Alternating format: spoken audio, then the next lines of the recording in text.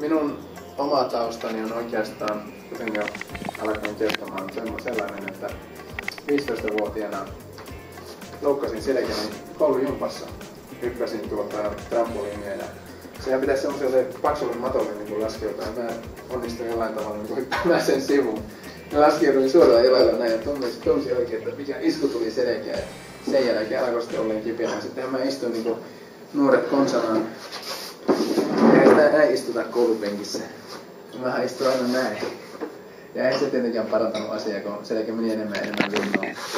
Ja sitten yritin reenailla ja venytellä. Oli niin huonossa kunnossa selkä 18-vuotiaana, että joka aamu kun heräsin, jos en venytellä 10-15 minuuttia, niin mulla oli kipeänä siis koko päivä selkä. Ja myös oli sellainen, että jos seisoin yhdessä kohti, niin alkoi hirveästi kolottaa täältä ja niin keski- ja alaselästä ja piti aina yrittää venytellä tällä lailla näin. Ja sitten kun ei parantunut omilla reeneillä, oikeastaan mitä enemmän reenasin, sitä huonompaan kuntoon meni tiukemmalle ja tiukemmalle lihakset, koska nehän alkoi kompensoimaan, koska jotkut muut lihakset ei toiminut kunnolla. Niin sitten mä alkoin käymään fysioterapeutilla ja kävin kiropraktikoilla ja osteopaatilla. Se antoi väliaikaista lievitystä oikein hyvästikin, mutta ei koskaan häipynyt nyt juvut kokonaan. Sehän sitten synnytti mulla halun, että pitäisi nyt tästä eikä koko elämää voi tällä lailla elää. Ja sittenhän mä tykkäsin reenistä ja ajattelin, että no, jos mä alan lukemaan fysioterapeutiksi. Ja mä aloitin sitten 96 vuonna lukemaan. Ja ne opettajat ei oikein iloisia varmaan tänäkään päivänä, kun ne muistelee minua, kun mä kyselin aivan hirveästi kysymyksiä. Niillä ei ollut kato vastauksia. Ja meillä oli parhaat fysioterapeutit tuli opettamaan eri kaupungista ja niin poispäin. Ja ei kuitenkaan parantunut. Ja 2000 vuonna sitten valmistuin, vielä oli selkä kipeänä. Ja olin sinä aikana lukenut, kävin läpi kaikki kirjat, mitkä oli, ja kaikki eri terapiat on Feldenkrais, on Alexandrin tekniikka, on Rolfinkia, on Mensendiekia ja Mackenzie ja ynnä muuta.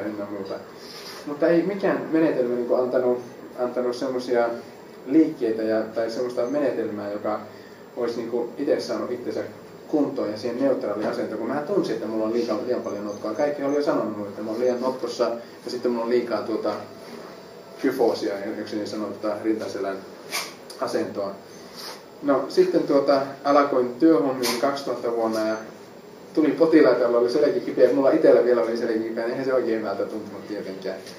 Ja mä jatkoin etsimistä ja sitten toukokuussa 2001 niin sain kuulla, että oli tapahtunut suuri läpimurto just siinä, että miten ymmärretään vartalon toimintoa ja miten se saadaan takaisin siihen neutraaliin asentoon.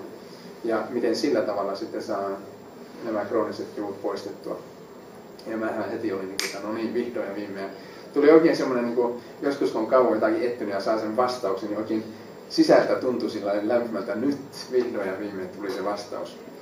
Ja mä sitten lähdin San Diegoon. Ensin mä luin internetin kautta, niillä oli semmoinen internettikurssi ja mähän luulin jo, että kai mä nyt tässä jo parin kuukauden päästä starttaan oman klinikan niin pois, mutta näyttäytyikin sitten, että se oli niin huono se itsessään se koulutus, että mulla oli enemmän kysymyksiä sen jälkeen kuin mitä oli ennen, että eihän mä osannut ollenkaan ryhtiterapiaa. Mä lähdin sitten sinne ja mä olin marraskuussa 2001 ensimmäisen kerran olin siellä ja silloin mä tapasin just sen pääopettajan. Joka oli hauskaa siinä, oli just, että siellä oli monta eri terapeuttia ja se pääjehu, jonka nimi on Pete Egosky, oli yksi niistä, joka on kehittänyt se alakupeen ryhtiterapiaa. Ja hän oli aika hyvä siinä terapiassa itse, mutta ne terapeutit muut, jotka hän oli opettanut, oli hyvin vaihtelevaa laatua tekivät sitä terapiaa. Kun mä olin yhden kanssa sitten seuraavan kanssa ja mä sitten huomasin, että no eihän ne sanonutkaan niin hyviä tuloksia kuin mä luulin. Ja mä vähän pettyin, kun mä olin pistänyt hirveästi rahaa tähän. Mutta sitten mä tapasin Andrew Gussin, joka oli se pääopettaja, ja mä huomasin heti, että hänellä oli teoria, että hän pystyi selittämään, minkä takia hän tekee niitä liikkeitä, mikä potilaalla on ongelmana, ja sitten hän sai myös hyviä tuloksia, ja mä näin itse, kun ne potilaat parania, kun he itse kertovat sitä. Ja sitten meillä kehittyi erikoinen työsuhde, ja me päätettiin sitten, että me aloitetaan yhdessä firma kahdesta, ja sitten me aloitettiin. Ensin meillä oli toinen firma, Functional Health Institute, mutta nyt meillä on yksi nimeltään Bucer-Creus-instituutti. Ja me ollaan sitten jatkettu sitä ryhtiterapian kehittämistä. Ollaan löydetty uusia avaimia siihen, että miten vartalo saadaan paremmin tähän neutraaliin asentoon ja miten se pysyy siellä helposti, kuten sanottiin aikaisemmin, että se on niin kuin ihan effortless, niin kuin ne sanoo Englannissa ja Amerikassa. Ja sitten me ollaan tällä hetkellä myös kirjoittamassa kirjaa aiheesta ja ollaan aloittamassa tutkintoja siitä pätevyydestä, ryhtitäytään pätevyydestä. No, mihin se perustuu sitten? No se perustuu just siihen, että miten saadaan se optimaalinen toiminta takaisin. Ensinnäkin, että miten se toimii vartalo, kun se toimii optimaalisesti meidän näkökulmasta. Osteopaateilla ja fysioterapeuteilla aina muillahan kaikilla oma näkökulmansa siihen, mutta mä tulen selittämään meidän näkökulmasta.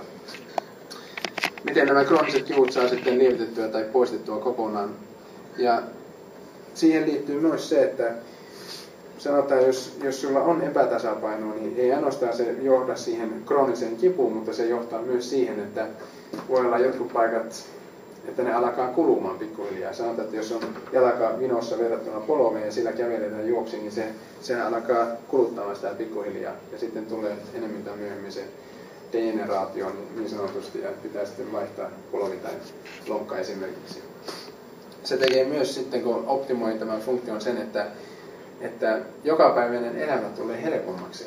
Esimerkiksi monilla on sellainen, että niillä on alkanut tulee sitä epätasapainoa, niin ne lähtee kävelyyn ja tuntuu raskaalta se kävely. Aikaisemmin ei tuntunut raskaalta, että tulee tiukaksi paikat. Tai kun kääntää päätä ja yrittää peruuttaa autoa, niin tuntuu tiukalta kääntää päätä niskaan yhteen suuntaan.